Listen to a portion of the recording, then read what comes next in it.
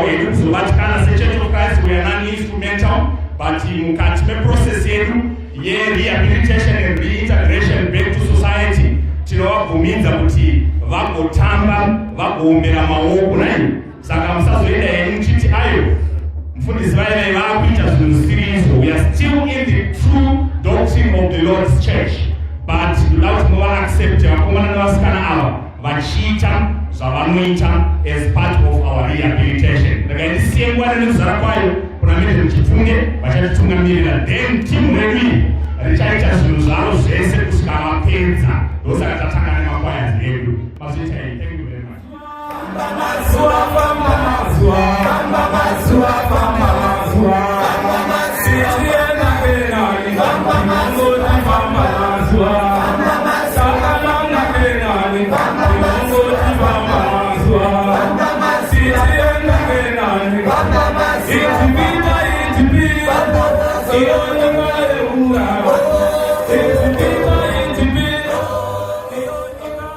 Andida kutanga kupefoma tisati ndatenda madzishi andinofamba nawo.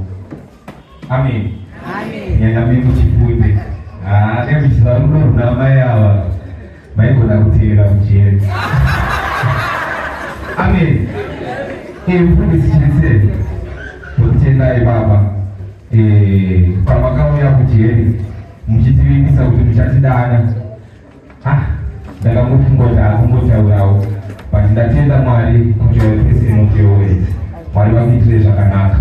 Alright, ndapimba I write my song ndinonyora kuti nziyo. Saka ndombokuitira 1 pamasongs andakanyora ndinozokuitira beatbox ndonogara pasi. Amen. Vamwe vatati taibvisa madhimoni muzita renyu, mumwe taiparidza vanhu muzita renyu, vamwe taiprofita muzita renyu, mumwe taiimbira vanhu.